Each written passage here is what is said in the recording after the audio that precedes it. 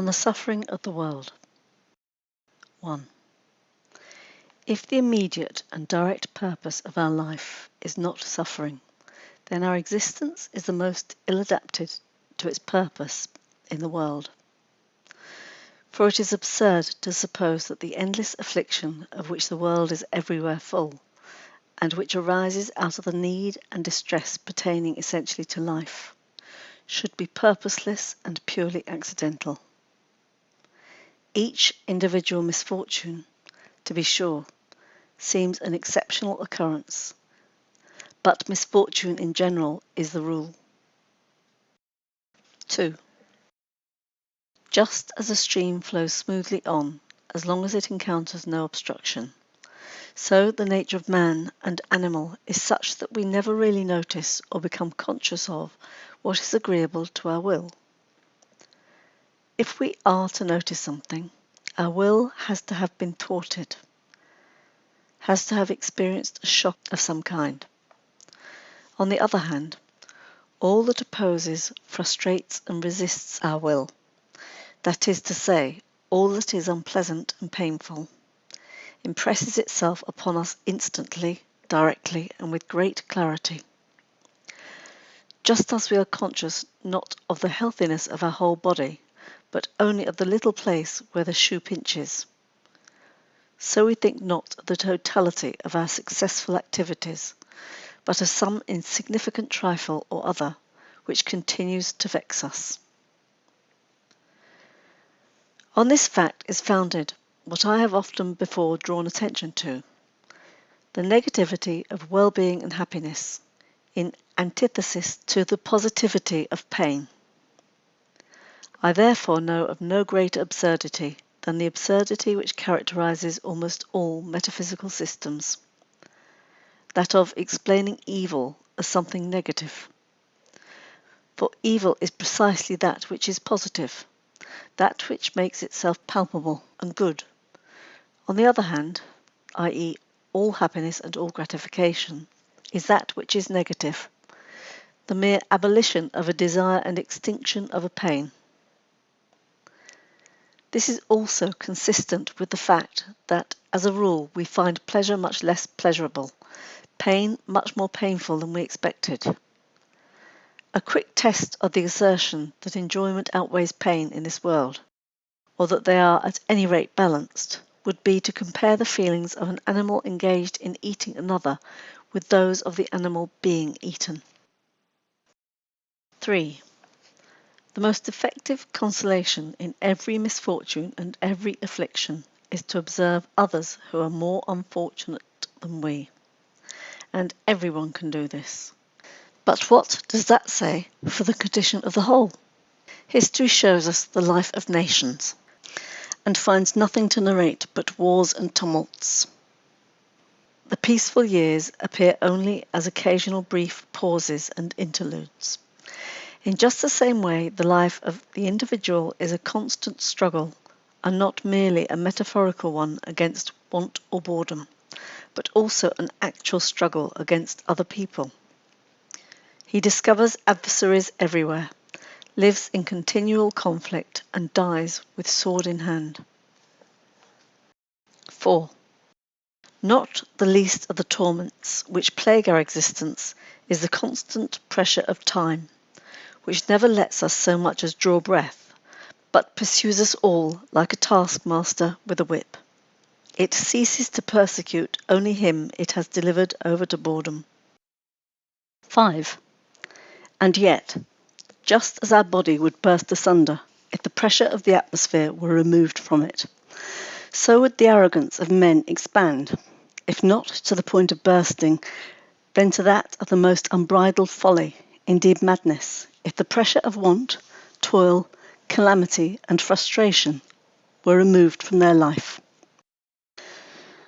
One can even say that we require at all times a certain quantity of care or sorrow or want, as a ship requires ballast in order to keep on a straight course. Work, worry, toil, and trouble are indeed the lot of almost all men the whole life long. And yet, If every desire were satisfied as soon as it arose, how would men occupy their lives? How would they pass the time? Imagine this race transported to a utopia where everything grows of its own accord and turkeys fly around ready roasted, where lovers find one another without any delay and keep one another without any difficulty. In such a place, some men would die of boredom or hang themselves.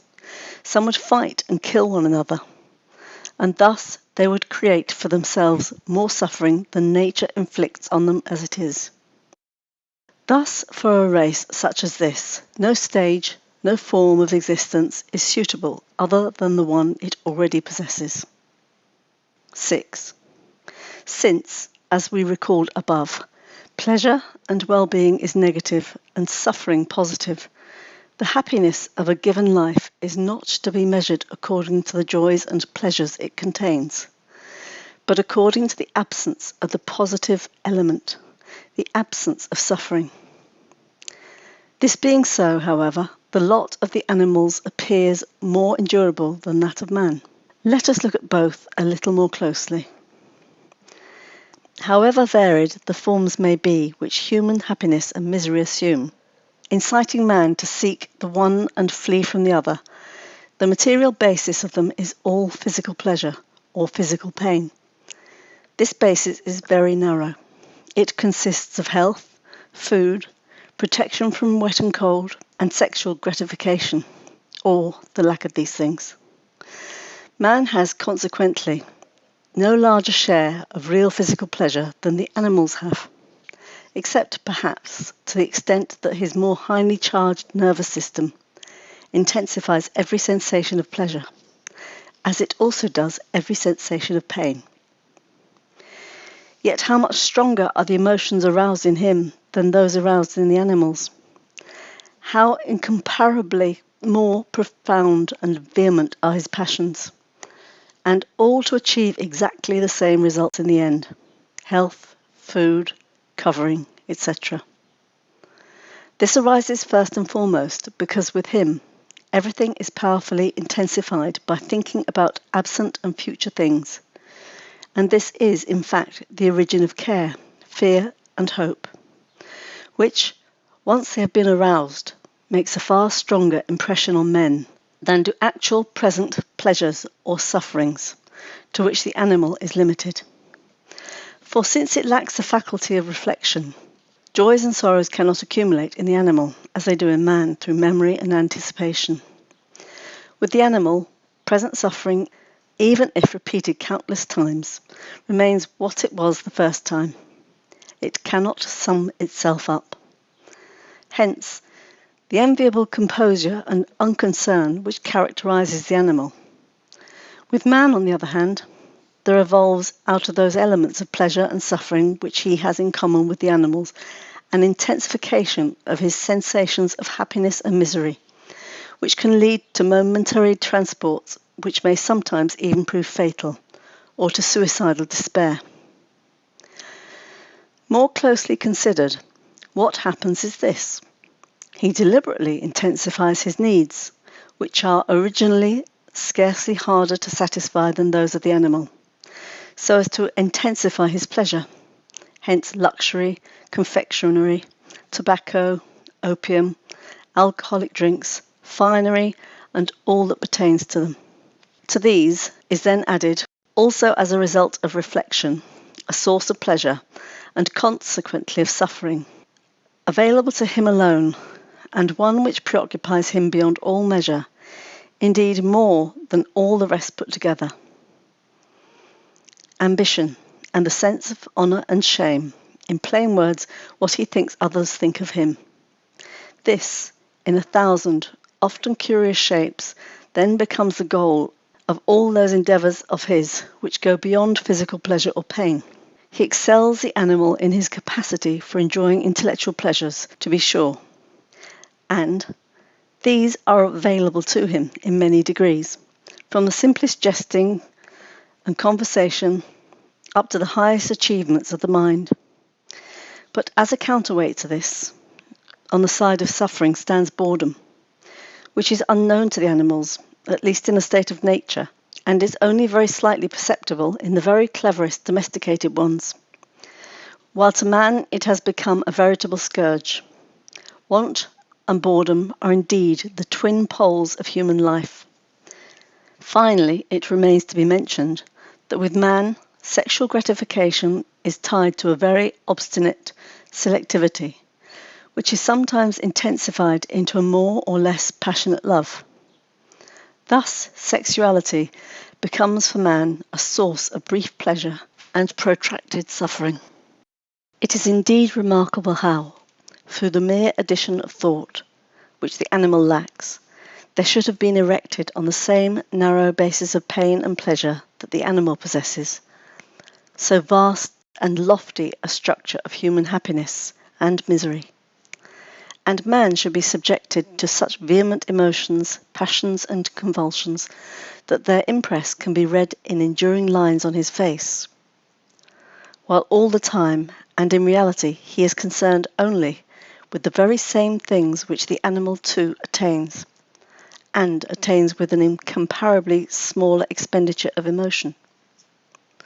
Through all this, however, the measure of suffering increases in man far more than the enjoyment, and it is very greatly enhanced specifically by the fact that he actually knows of death, while the animal only instinctively flees it without actually knowing of it, and therefore without ever really having it in view, which man does all the time. The animals are much more content with mere existence than we are. The plants are wholly so, and man is so according to how dull and insensitive he is. The animal's life consequently contains less suffering, but also less pleasure than the human's. The direct reason being that, on the one hand, it is free from care and anxiety and the torments that attend them, but on the other, is without hope and therefore has no share in that anticipation of a happy future which, together with the enchanting products of the imagination which accompany it, is the source of most of our greatest joys and pleasures. The animal lacks both anxiety and hope, because its consciousness is restricted to what is clearly evident, and thus to the present moment. The animal is the present incarnate. But, precisely because this is so, it appears, in one respect, to be truly sagacious compared with us, namely in its peaceful, untroubled enjoyment of the present. Its obvious composure often puts to shame our own frequently restless and discontented condition. 7. If the above discussion has demonstrated that the reason man's life is more full of suffering than the animal's is his greater capacity for knowledge, we can now trace this back to a more general law, and thus attain to a much more comprehensive view. Knowledge is in itself always painful. Pain affects only the will, and consists in an obstruction, impediment, or frustration of it. Nonetheless, this frustration of the will, if it is to be felt as pain, must be accompanied by knowledge. That is why even physical pain is conditioned by the nerves and their connection with the brain, so that an injury to a limb is not felt if the nerves leading from the limb to the brain are severed, or the brain itself is devitalized by chloroform. That spiritual pain is conditional upon knowledge goes without saying, and it is easy to see that it will increase with the degree of knowledge. We can thus express the whole relationship figuratively by saying that the will is the string, its frustration or impediment the vibration of the string, knowledge the sounding board, and pain the sound. Now this means that not only inorganic matter, but the plant too is incapable of feeling pain, however many frustrations its will may undergo. On the other hand, every animal, even an infusorium, suffers pain, because knowledge, however imperfect, is truly characteristic of animality. At each higher stage of animal life, there is a corresponding increase in pain. In the lowest animals it is extremely slight, but even in the highest it nowhere approaches the pain which man is capable of feeling, since even the highest animals lack thoughts and concepts. And it is right that this capacity for pain should reach its zenith only where, by virtue of the existence of reason, there also exists the possibility of denial of the will, for otherwise it would be nothing but aimless cruelty. 8. In our early youth, we sit before the life that lies ahead of us, like children sitting before the curtain in a theatre, in happy and tense anticipation of whatever is going to appear. Luckily, we do not know what really will appear. For to him who does know, children can sometimes seem like innocent delinquents, sentenced not to death but to life, who have not yet discovered what their punishment will consist of. Nonetheless, everyone desires to achieve old age. That is to say, a condition in which one can say, today it is bad, and day by day it will get worse, until, at last, the worst of all arrives. 9.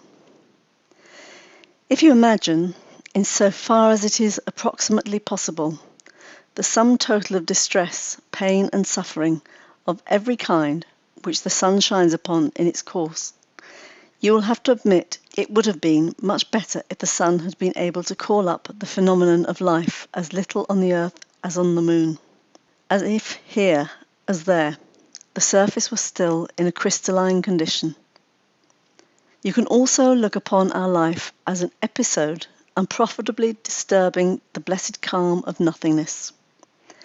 In any case, even he who has found life tolerably bearable will, the longer he lives, feel the more clearly that on the whole it is a disappointment, nay, a cheat.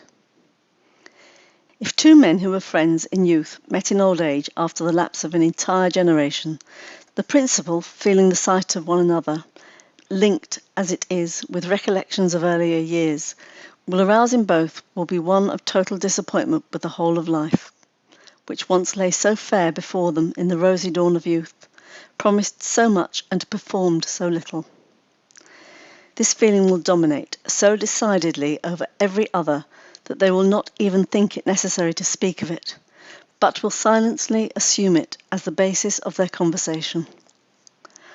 If the act of procreation were neither the outcome of a desire nor accompanied by feelings of pleasure, but a matter to be decided on the basis of pure rational considerations, is it likely that the human race would still exist?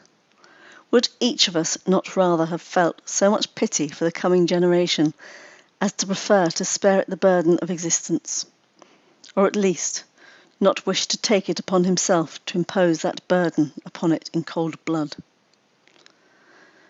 For the world is hell, and men are, on the one hand, the tormented souls, and, on the other, the devils in it. Brahma is supposed to have created the world by a kind of fall into sin, or by an error, and has to atone for this sin or error by remaining in it himself until he has redeemed himself out of it. Very good. In Buddhism, the world arises as a consequence of an inexplicable clouding of the heavenly clarity of the blessed state of nirvana after a long period of quietude. Its origin is thus a kind of fatality which is fundamentally to be understood in a moral sense. Notwithstanding, the case has an exact analogy in the physical world, in the origin of the sun, in an inexplicable primeval streak of mist. Subsequently, however, as a consequence of moral misdeeds, it gradually deteriorates physically too, until it has assumed its present sad condition. Excellent. To the Greeks, the world and the gods were the work of an unfathomable necessity. That will do as a provisional explanation. Ormuzd is continually at war with Ahriman. That is worth considering. But that a god like Jehovah should create this world of wanton misery, animi causa, and de gaieté de coeur, and then go so far as to applaud himself for it, saying, "It is all very good," that is quite unacceptable. Even if Leibniz's demonstration that this is the best of all possible worlds were correct, it would still not be a vindication of divine providence. For the Creator created not only the world, he also created possibility itself. Therefore, he should have created the possibility of a better world than this one. In general, however, two things cry out against any such view of the world as the successful work of an infinitely wise, infinitely good, and at the same time infinitely powerful being, the misery of which it is full, and the obvious imperfection of its most highly developed phenomenon, man, who is indeed a grotesque caricature. This is a dissonance that cannot be resolved. On the contrary, it is precisely these instances which support what we have been saying and which provide evidence for our conception of the world as a product of our own sins, and therefore as something that had better not have been. Under the former conception, they may become a bitter indictment of the Creator and supply material for cynicisms, while under our conception they appear as an indictment of our own nature and will, and one calculated to teach us humility. For they lead us to the insight that, like the children of libertine fathers, we come into the world already encumbered with guilt, and that it is only because we have continually to atone for this guilt that our existence is so wretched and its end is death. Nothing is more certain than that, generally speaking. It is the grievous sin of the world, which gives rise to the manifold and great suffering of the world, whereby is meant not any physical empirical connection, but a metaphysical one. The story of the fall is consequently the only thing which reconciles me to the Old Testament. I even regard it as the sole metaphysical truth contained in that book, even though it does not appear clothed in allegory. For our existence resembles nothing so much as the consequence of a misdeed, punishment for a forbidden desire. As a reliable compass for orientating yourself in life, nothing is more useful than to accustom yourself to regarding this world as a place of atonement, a sort of penal colony. When you have done this, you will order your expectations of life according to the nature of things, and no longer regard the calamities, sufferings, torments, and miseries of life as something irregular and not to be expected, but will find them entirely in order, well knowing that each of us is here being punished for his existence, and each in his own particular way. This outlook will enable us to view the so-called imperfections of the majority of men, i.e., their moral and intellectual shortcomings, and the facial appearance resulting therefrom, without surprise and certainly without indignation. For we shall always bear in mind where we are, and consequently regard every man first and foremost as a being who exists only as a consequence of his culpability, and whose life is an expiation of the crime of being born. The conviction that the world, and therefore man too, is something which really ought not to exist, is in fact calculated to instill in us indulgence towards one another. For what can be expected of beings placed in such a situation as we are? From this point of view, one might indeed consider that the appropriate form of address between man and man ought to be not monsieur, sir, but fellow sufferer, compagnon de misères. However strange this may sound, it corresponds to the nature of the case, makes us see other men in a true light, and reminds us of what are the most necessary of all things: tolerance, patience, forbearance, and charity, which each of us needs and which each of us therefore owes.